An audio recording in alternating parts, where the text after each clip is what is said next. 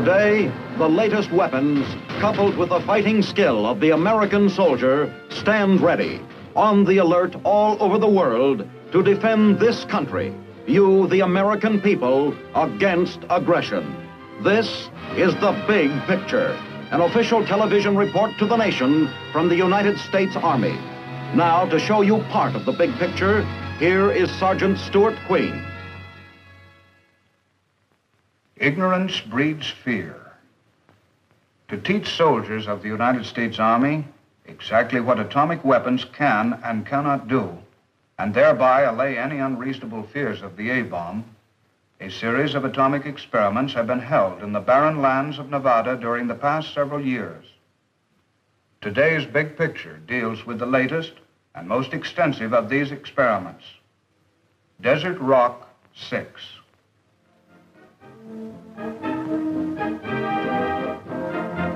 In the spring of 1945, victory in Europe terminated a slow, painful war in the old world.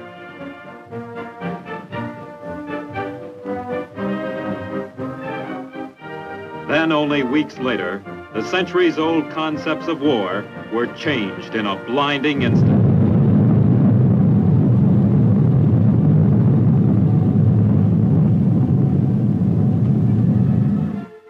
Here at Hiroshima was felt the awful impact of man's new, mightiest weapon, the A-bomb. Accompanying the blast were searing heat and atomic radiation, a word in effect new to most of the world's population. In the ensuing years, both the lethal power of the atom and the means of delivering it were improved.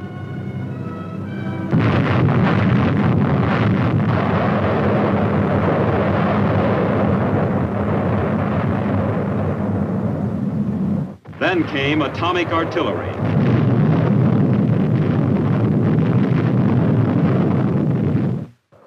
Research and development in several areas promise more powerful warheads, longer-reaching weapons, and simultaneously reduce the defender's chance against them. Today, no one has a greater interest or a greater stake in the development and the use of atomic firepower than the American soldier. Would the ground soldier become obsolete?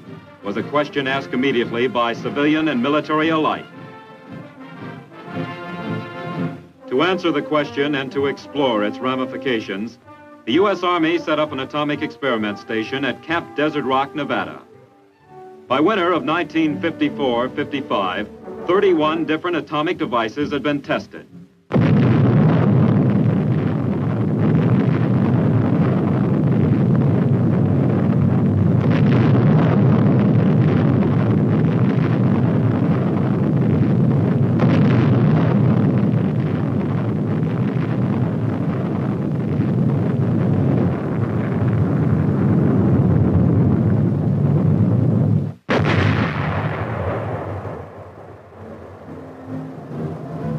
Now in January of 1955, another series of test explosions is scheduled.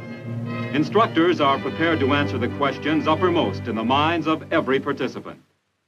You are here to participate in an atomic maneuver. Atomic weapons are truly powerful, but they don't mean the end of all life as so many people think. You can live through an atomic attack, and by taking common sense precautions, live to fight another day. This is not a haphazard maneuver. Careful planning for it started months back, involving activity not only here in Nevada, but also in New Mexico and wherever your home stations are. The planning mentioned by the instructor involves the movement of infantry and armored units. Here, officers are seen setting up an assumed tactical situation to be presented later to the commanding general of Desert Rock for approval. The plan supposes that an aggressor has seized the west coast of the United States, but our troops have finally stopped him right along this position, ground zero. Here, the atomic weapon will be used. Next, our troops will attack and seize the target area. Immediately, the plans are approved. Army engineers go to work. Across the monotonous terrain of Frenchman's Flat, they set up their transits and begin to lay out the exercise area.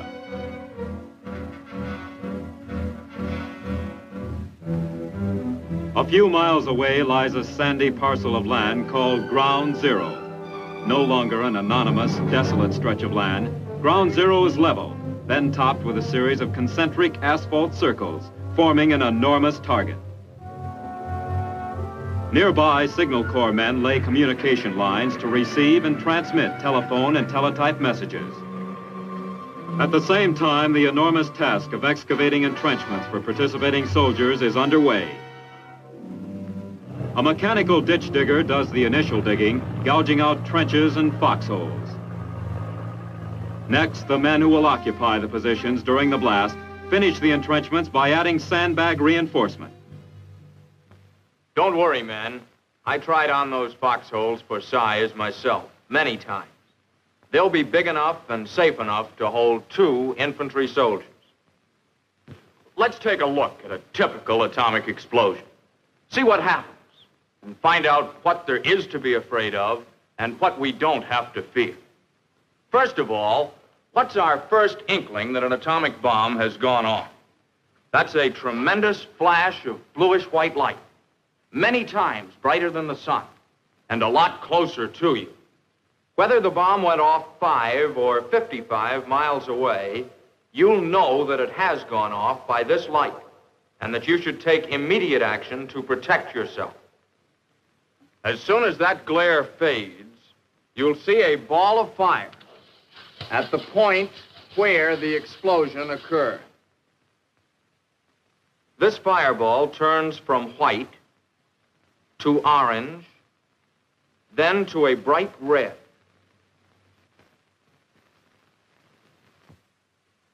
A brown, smoky-looking cloud soon begins to cover the fireball. This brown cloud rises very rapidly, and a stem of dust shoots up from the ground to meet it. This mushroom stem is made up of pulverized pieces of the ground below, the target. When the head of the cloud reaches very cold air, actual ice crystals form an ice cap over the cloud. The cloud itself is still hot and churning. So the ice flows down over the sides, mixing in through the cloud, eventually turning it pure white in color. This white mushroom, zooming up to 40 or 50,000 feet, may be several miles in diameter and be seen from many miles away. Eventually, the cloud drifts off, and you can't tell it from the other clouds in the sky. Watched from a safe distance, this explosion is one of the most beautiful sights ever seen by man. You're probably saying, so it's beautiful. What makes it so dangerous?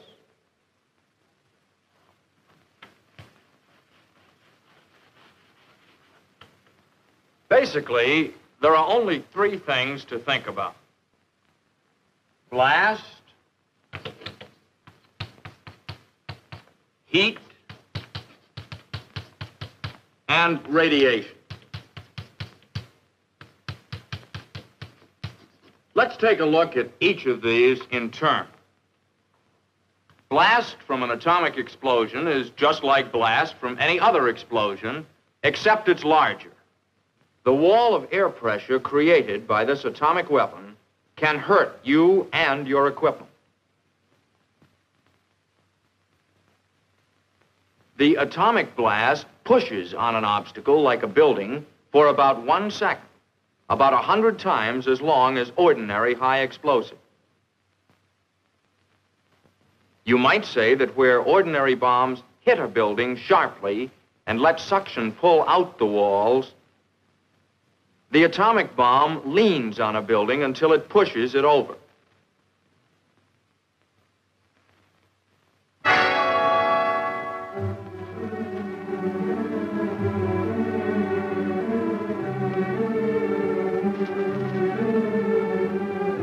The big worry about blast is being in the way of something that's been caught up in it and thrown at you at hundreds of miles per hour.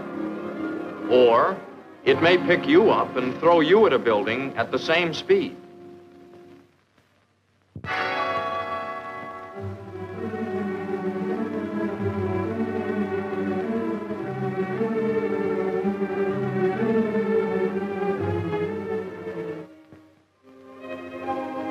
To avoid trouble, get down fast, down below the surface of the ground if possible. If you stay down so that the flying debris can sail over you, you can protect yourself completely from atomic blast.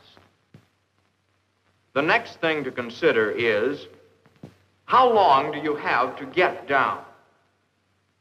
The blast and the flying debris arrive at your position at the same time you hear the sound of the explosion. This means roughly about 5 seconds per mile for the shock wave to reach you. At a mile away, you've still got time to get into a hole. When you see that glare, hit the dirt, fast. So much for the blast from an atomic explosion. But what about the heat and flash of the detonation? The fireball is originally more than 1,000 times as hot as the surface of the sun. It sends out heat like a huge oven from the very first instant of detonation, right along with the white light. This heat comes out very rapidly. As a matter of fact, you are burned in the first half second. In the half second it takes for our brains to tell our muscles, A-bomb, take cover, we have already been burned.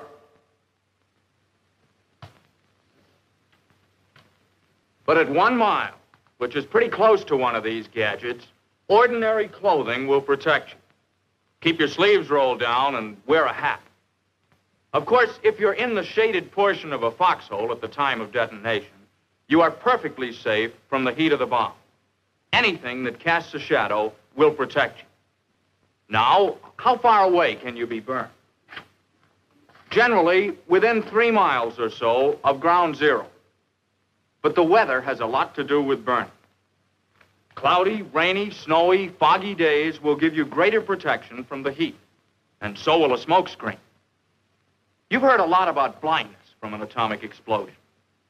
I'm sure that all of you have looked at the sun sometime during your lives. When you did, you got spots in front of your eyes. The blindness from the white light of an atomic explosion is a somewhat magnified version of these spots. These spots will go away, and so will normal flash blindness from an atomic explosion. And for you doubting Thomases who are recalling that we told you not to look at that white light, well, the 3 or 4 minutes of sight that you'd lose would prevent you from seeing that magnificent sight immediately afterwards.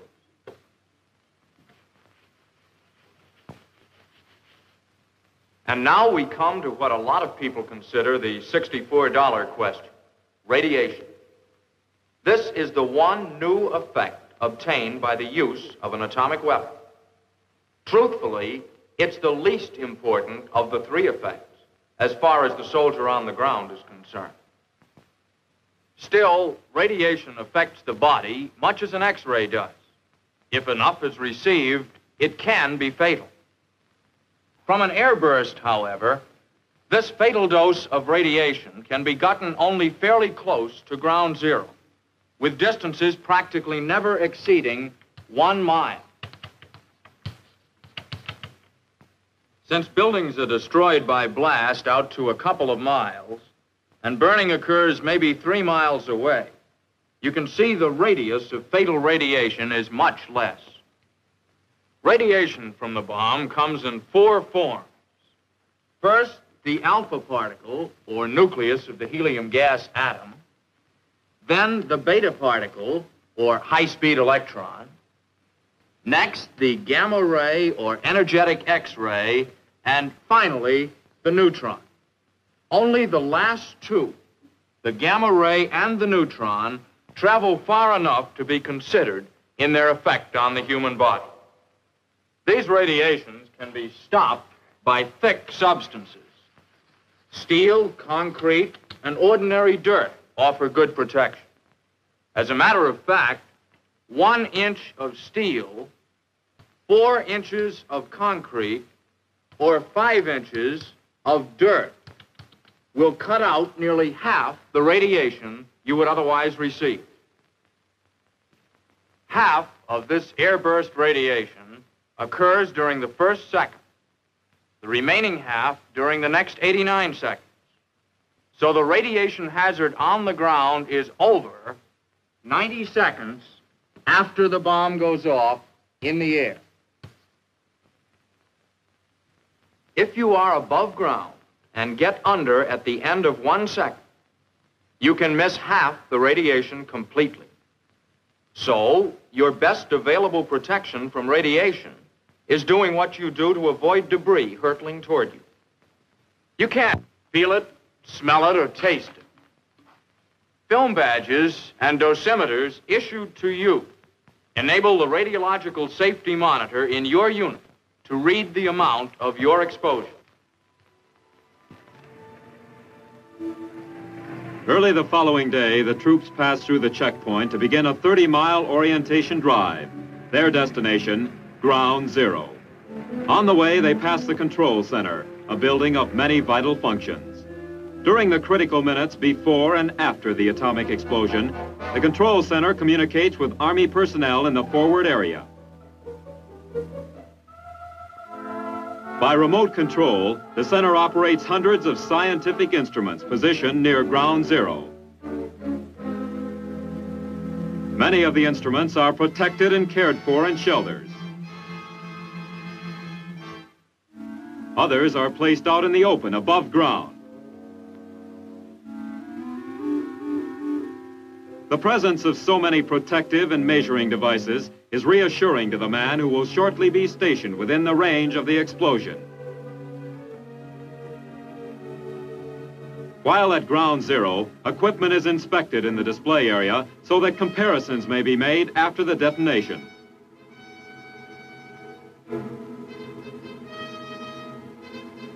Not only will tests show the effects of atomic weapons on ground troops, but they will indicate the effects on military equipment and buildings. Test equipment is set up at various intervals from Ground Zero, from 2 miles to 1/4 of a mile. Test equipment is placed above ground unsheltered, above ground sheltered, and in dug-in positions. A model city is erected that will test the degree of destruction on homes and the effect on their occupants, here represented by mannequins. Food is also to be tested.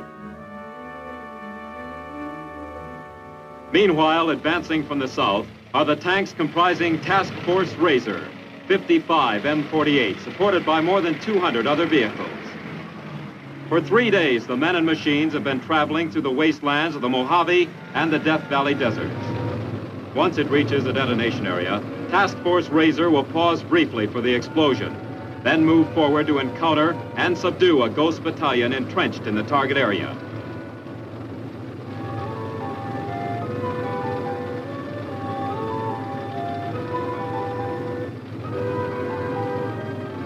Despite the grueling trek across nearly 200 miles of desert dust, all vehicles will be operational when they arrive at the test site, thanks to the maintenance crews. As the convoy rapidly approaches the jumping-off point for its simulated breakthrough, the moment of explosion is less than a day away. Despite the achievements of the desert crossing, the real significance of Task Force Razor will not be known until it passes Ground Zero after the blast.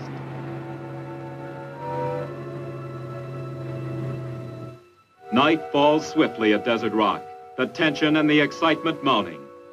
For some of the participating troops, nearby Las Vegas offers an evening's entertainment, a distinct but equally stimulating change from the preparations for the atomic blast.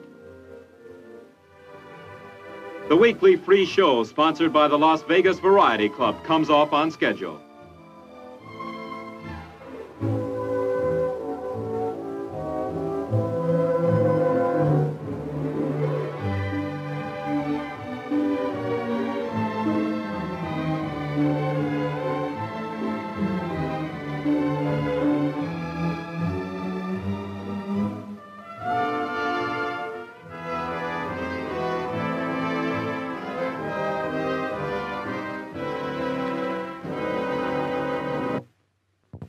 Before dawn, troops prepare to enter their protected positions.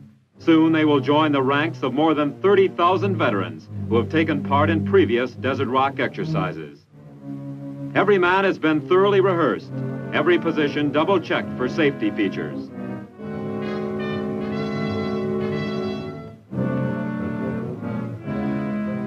In the time that remains before the detonation, the troops receive final instructions from their briefing officer. He first locates Ground Zero, which lies just over the small hill about 5 miles beyond the dry lake bed. He then outlines again the schedule of events up to H hour. 10 minutes before, all troops take cover. 2 minutes before, a siren will blow. Every soldier must then place his equipment under cover and squat down, leaning against the forward wall of his foxhole.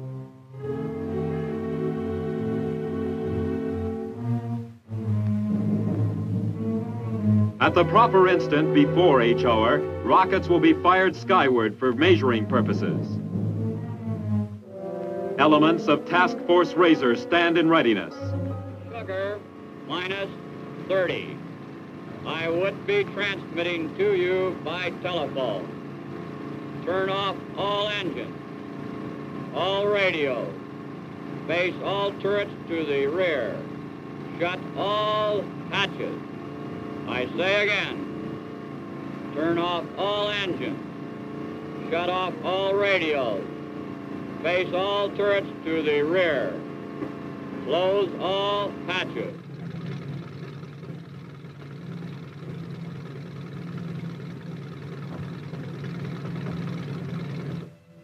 Now the tense waiting comes. The minutes and seconds are slipping by. H hour minus 2 minutes. Minus 2 minutes.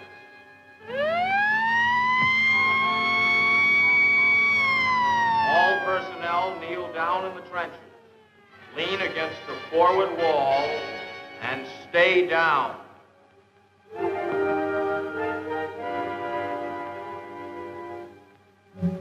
Minus 1 minute.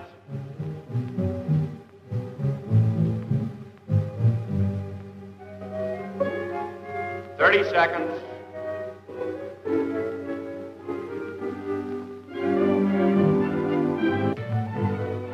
10 seconds.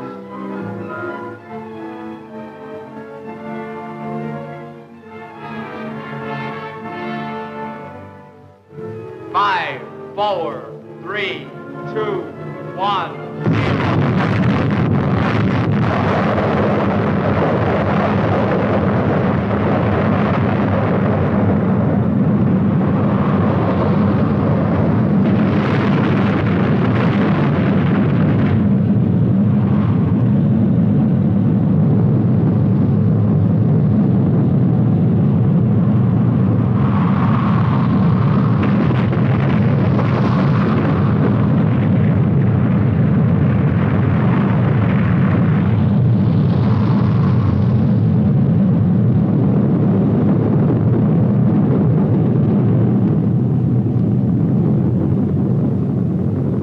Minutes after the blast, the troops are moving forward toward Ground Zero to see for themselves the effects of nuclear devices.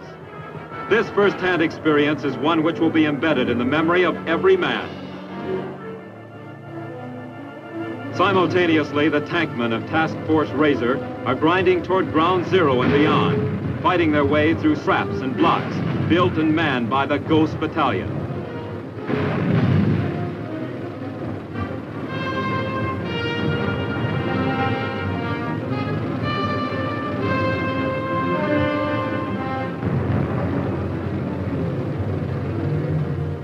An inspection of the model city shows the relative strength of construction methods and building materials. Vehicles, weapons, and equipment are inspected for damage. They represent an enemy's arms, but they could be our own. Some damaged beyond repair, others still usable.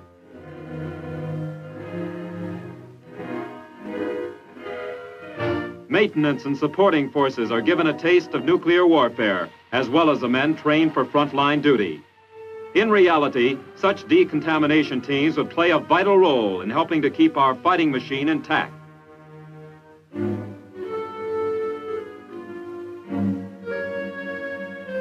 Ground Zero has been reached, explored, and left behind. One of the 13 successful desert rock experiments in this series is history. As an added safety measure, every man is thoroughly brushed and checked with a Geiger counter before he is allowed to return to his campsite. Every individual has received a singular personal impression, of course, but most of the participants have formed an opinion in common.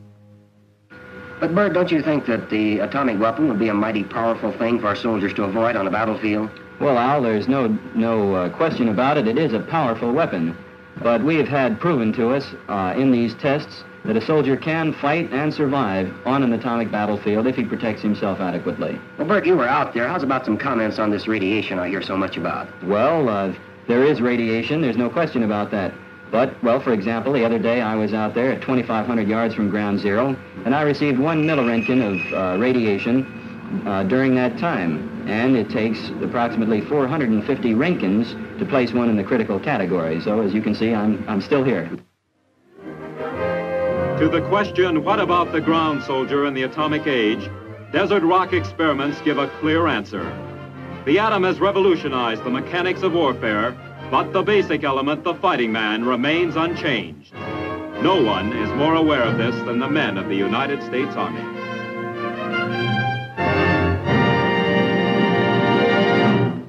It is historical fact that military weakness is an invitation to aggression.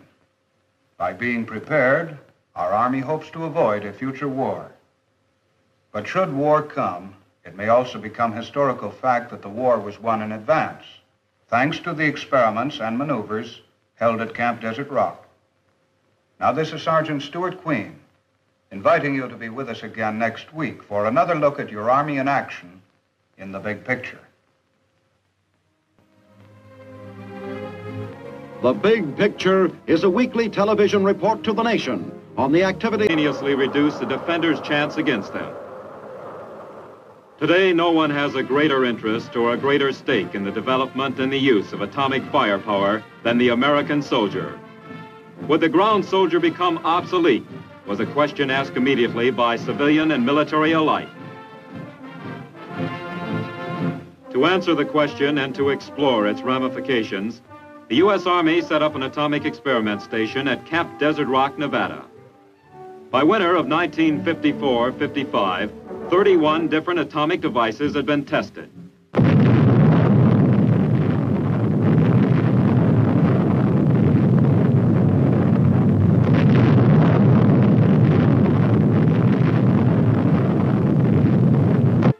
Here at Hiroshima was felt the awful impact of man's new, mightiest weapon, the A-bomb. Accompanying the blast were searing heat and atomic radiation, a word in effect new to most of the world's population. In the ensuing years, both the lethal power of the atom and the means of delivering it were improved.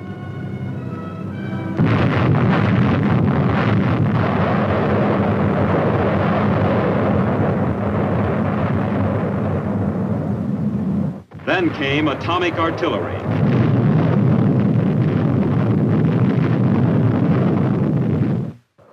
Research and development in several areas promise more powerful warheads, longer-reaching weapons, and simultaneously... The A-bomb, a series of atomic experiments have been held in the barren lands of Nevada during the past several years. Today's big picture deals with the latest and most extensive of these experiments, Desert Rock 6.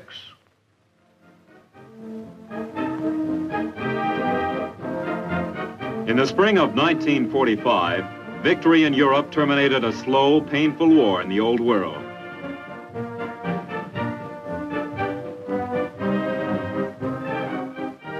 Then, only weeks later, the centuries-old concepts of war were changed in a blinding instant.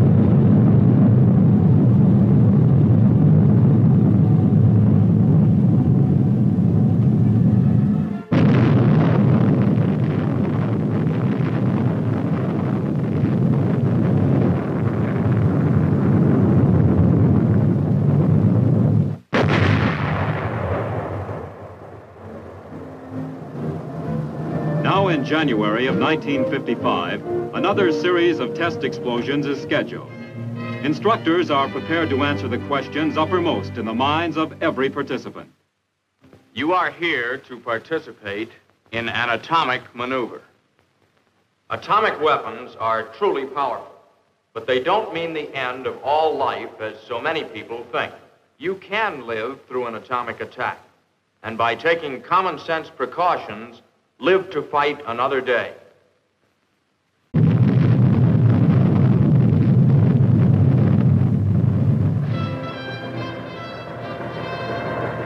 Today, the latest weapons, coupled with the fighting skill of the American soldier, stand ready, on the alert all over the world to defend this country, you, the American people, against aggression.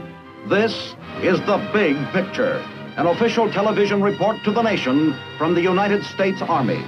Now, to show you part of the big picture, here is Sergeant Stuart Queen.